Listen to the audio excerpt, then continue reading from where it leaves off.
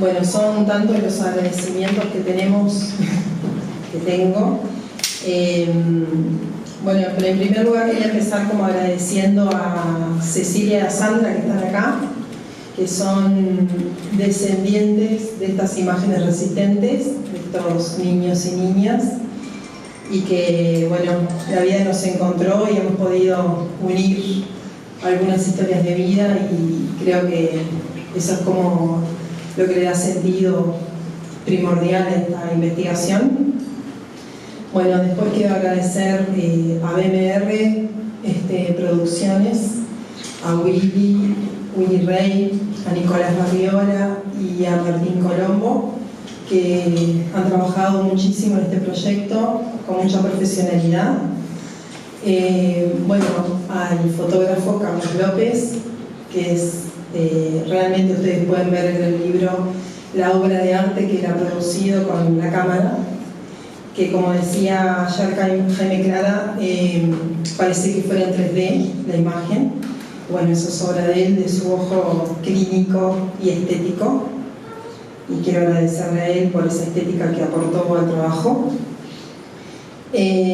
Bueno, a los sponsors también, a Castells, a Blue Cross, que apoyó esta iniciativa, al Fondo de Incentivo Cultural del MEC, que fue un proyecto que salió de ahí, también al Archivo General de la Nación, a todos los funcionarios y funcionarias, en especial a Beatriz Seguren, que desde el inicio siempre confió en mí, en el proyecto y en la idea, y siempre me abrió las puertas.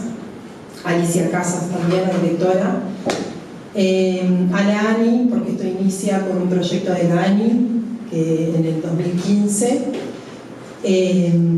Bueno, a todos y a todas las lectoras que han dado la vuelta y consultantes que siempre aportan.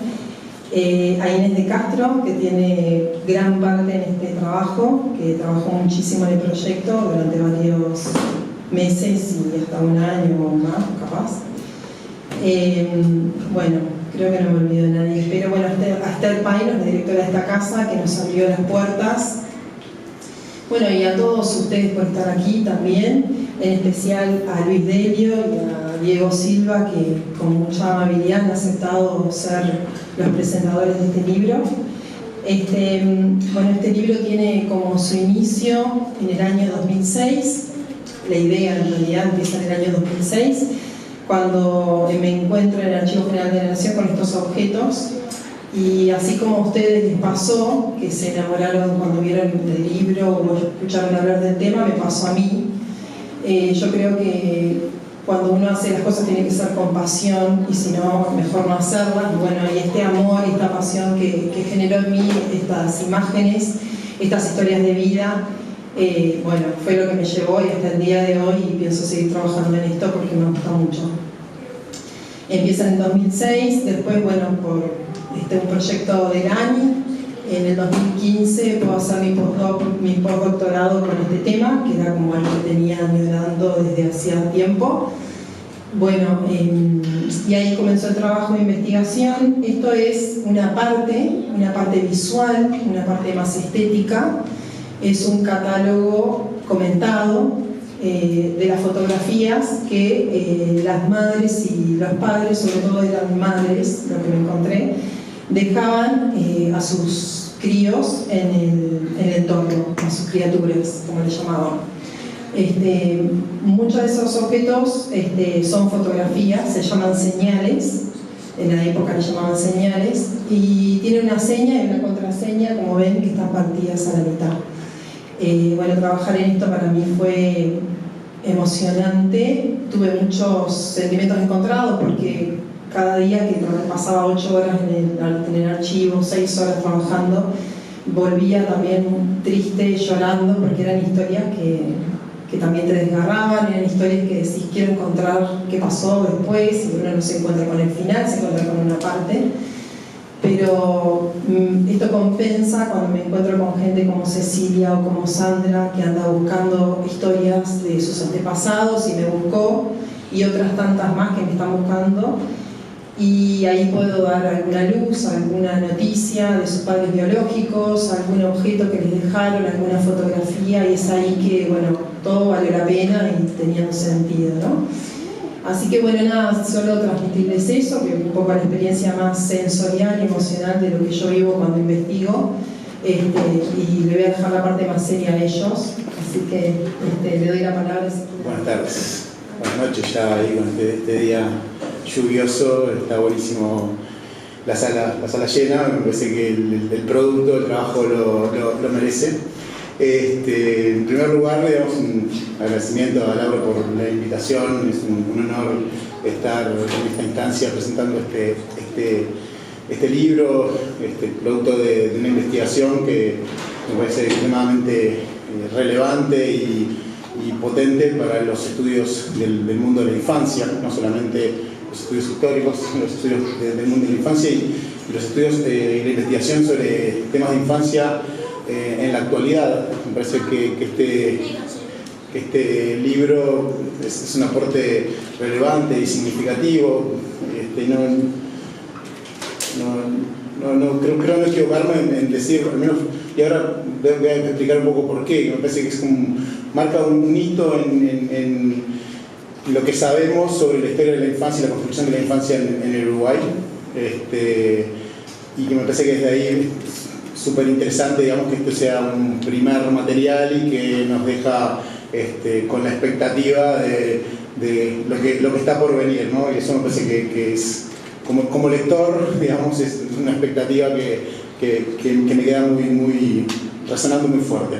En segundo lugar, digamos, el agradecimiento por ocuparse de estos temas, ¿no? Porque, digamos, son realmente en el mundo académico local, las personas que se ocupan de estos temas son muy pocas, con lo cual la generación de conocimiento sobre las prácticas de estas instituciones que se crearon, digamos, con una finalidad de protección a la infancia, la producción académica es muy escasa, y eso, en cierto sentido, es la explicación, o es una de los fundamentos de por qué seguimos repitiendo historias y seguimos repitiendo prácticas de desprecio y de humillación a muchos niños y adolescentes en la actualidad.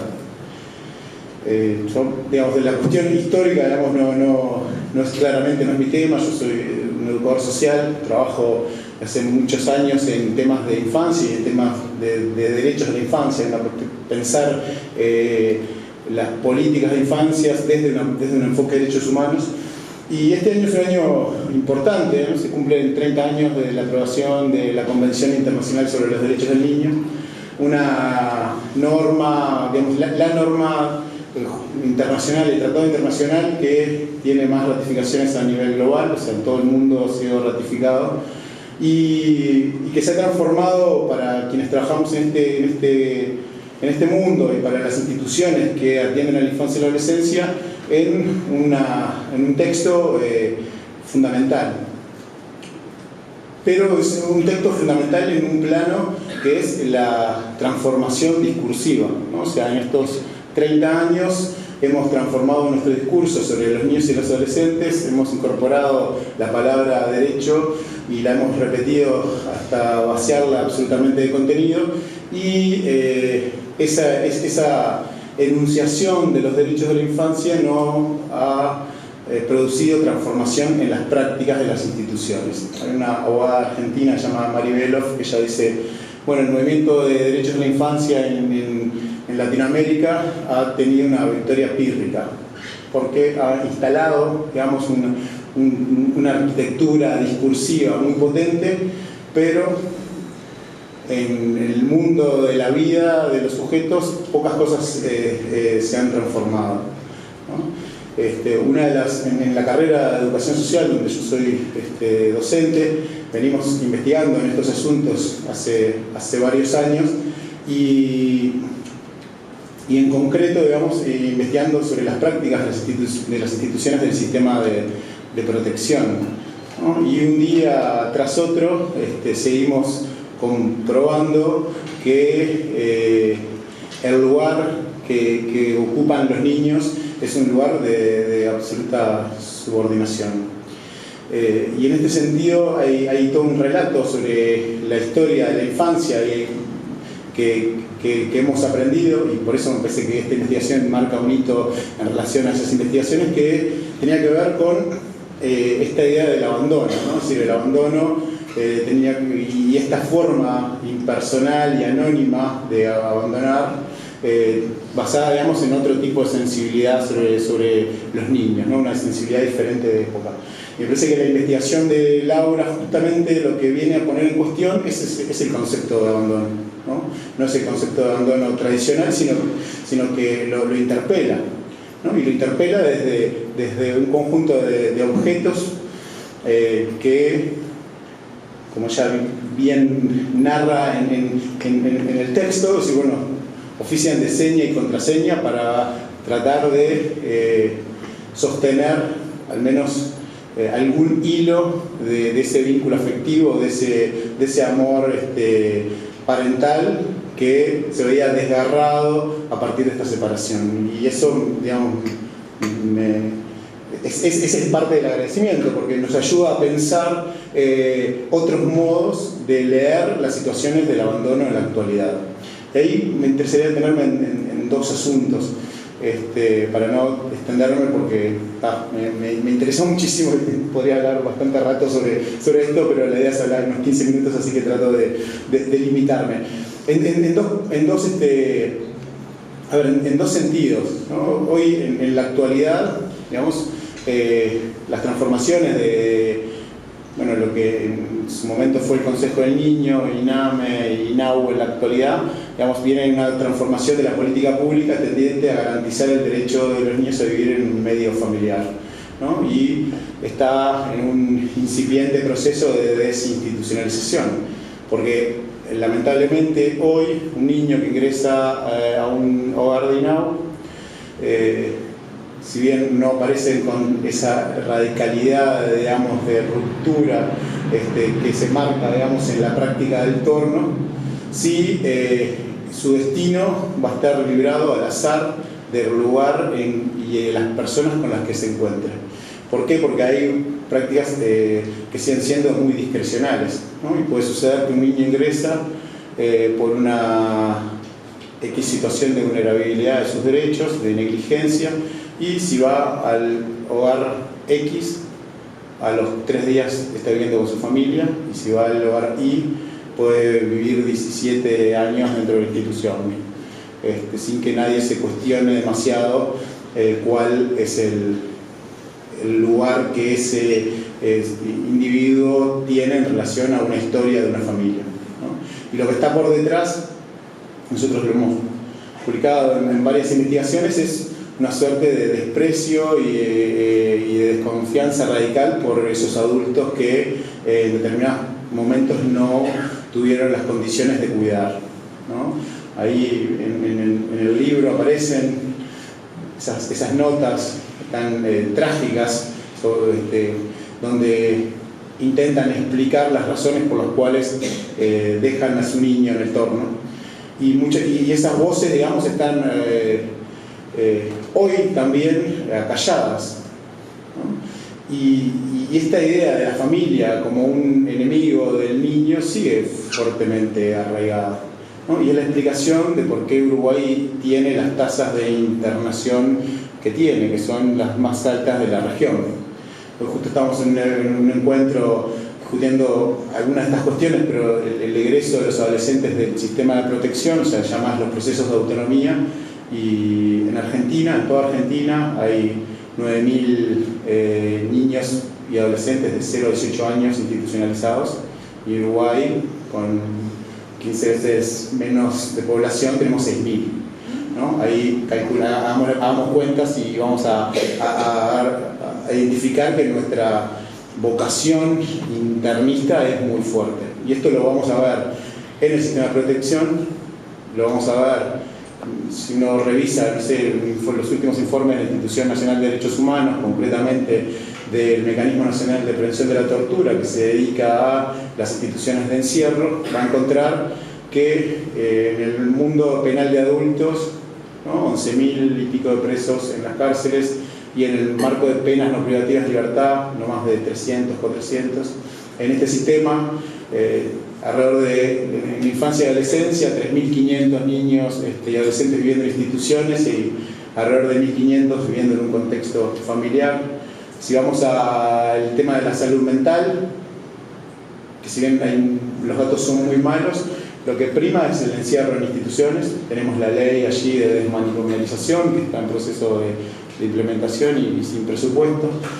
Y si vamos a el campo de la protección en la tercera edad, vemos que en Uruguay hay, no sé, cerca de 1.600 residenciales registrados, habilitados muy pocos, y un montón en el mercado negro, que cada tanto nos vamos enterando de las situaciones absolutamente infrahumanas en que las personas adultas viven en estas instituciones.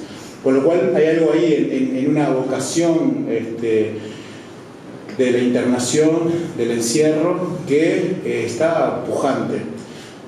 Y me parece que esta investigación, en la medida que pone en cuestión esta idea del abandono como una idea de un desprendimiento insensible del niño, nos va a ayudar a pensar también las circunstancias de las familias en la actualidad.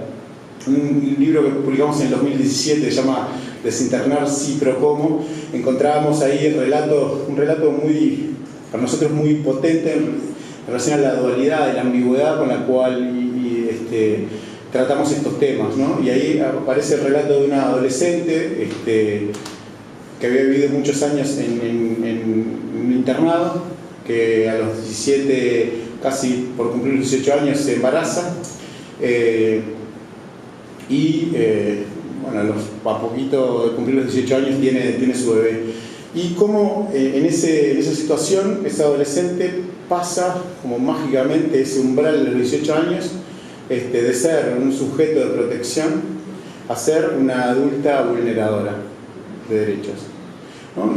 Y esta dualidad es la que juegan, y esta perversión es con la que las instituciones seguimos desarrollando nuestras prácticas. Con lo cual, cuando descubrimos que el abandono no era el abandono del cual teníamos relatos, sino que hay unas señales de afectividad, de vínculo, de amor, de lazo social que quedan, digamos, indelebles a partir de un conjunto de objetos, nos permite pensar eso también en la actualidad. Es decir, bueno, cuáles son las condiciones que muchas familias que terminan con sus hijos internados en este tipo de instituciones, o sea, cuáles son las condiciones objetivas, materiales y simbólicas que tienen para cuidar, ¿no? Y cuáles son las políticas públicas que debieran poder desplegarse para no construir esta fractura emocional que implica la separación de los niños de las familias.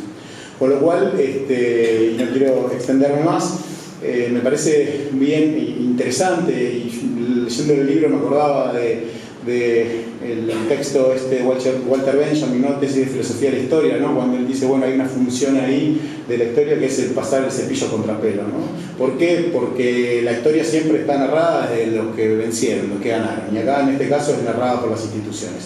Y acá tenemos un texto que lo que trae, digamos, unas voces mudas, pero que en realidad nos cuentan otra historia de sus recorridos y sus experiencias, con lo cual hay algo ahí a conectar y a producir, ¿no? Y a cómo este tipo de investigaciones de corte histórico también empiezan a dialogar con otras investigaciones más concretas, más aterrizadas de lo que sucede en la actualidad. Muchísimas gracias, y invito a todos a leer este texto, que me parece imprescindible si nos interesa algo de esto que tiene que ver con la infancia. Muchas gracias.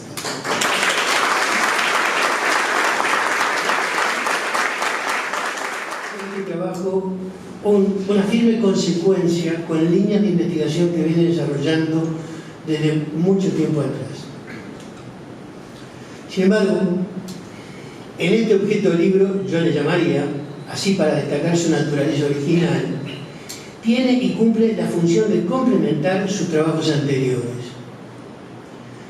Digo complementar, y en este aporte se encuentra lo atípico de su hechura. Más que lectura, convoca al disfrute de la mirada sobre una temática tan conmovedora. El entrelazamiento de lo textual con las imágenes amplían y resignifican los contenidos de conocimientos dados a publicidad en sus trabajos anteriores. Este trabajo incita a la reflexión en el campo de lo que uno de nuestros grandes historiadores nacionales, Arran, denominó sensibilidad.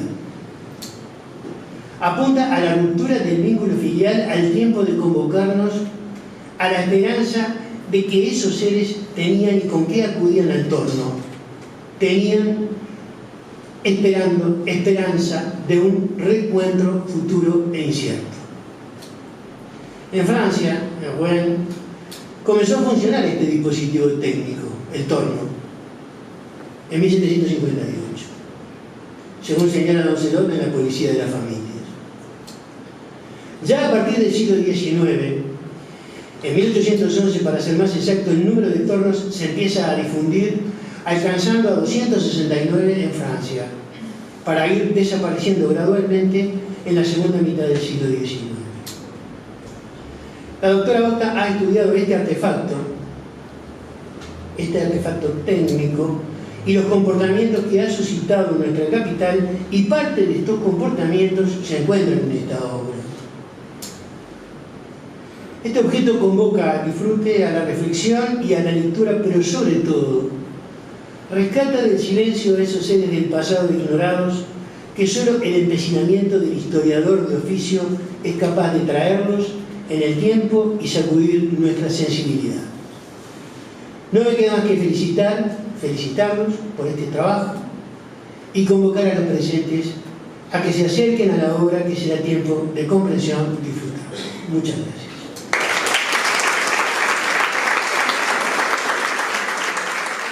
Cuando me invitó Laura a hacer esta fotografía a través de BMR, no sabía y no tenía mucha idea con qué me iba a encontrar la primera vez, porque en una instancia anterior habíamos hecho algunas cosas.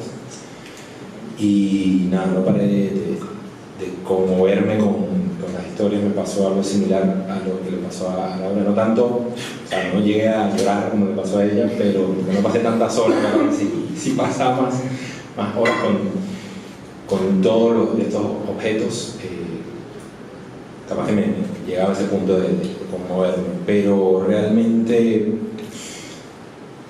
también llegó este proyecto en un momento en el que coincidió con mi paternidad reciente. Entonces con Laura teníamos conversaciones largas al respecto cuando estábamos haciendo esas fotos, y a mí me parece que esta instancia es increíble para precisamente darle voz a estas historias que yo cuando se lo he comentado a personas me dicen: no puede ser, es mentira eso lo que estás contando. No existía un torno donde ponías un bebé de un lado y del otro lado lo recibía alguien y ya.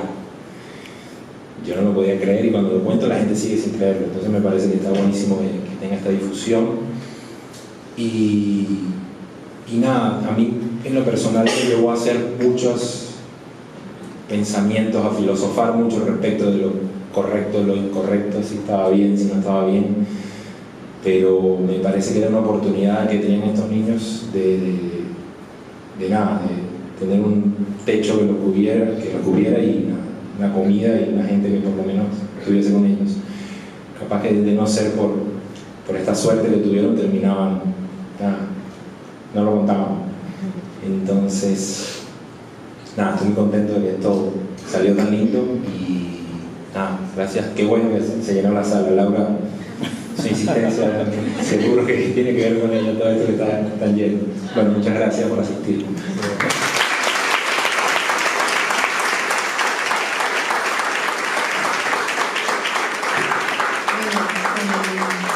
Ahora los invitamos, si quieren tomar una copa para celebrar esto, y también el libro lo tenemos a un precio promocional hoy, más barato que en las librerías por ser el lanzamiento, así que si quieren aprovechar a comprarlo y por lo menos verlo y tocarlo. Y bueno, agradecerles a todos ustedes por estar acá, por haber venido, y bueno, ahora seguimos conversando. Gracias.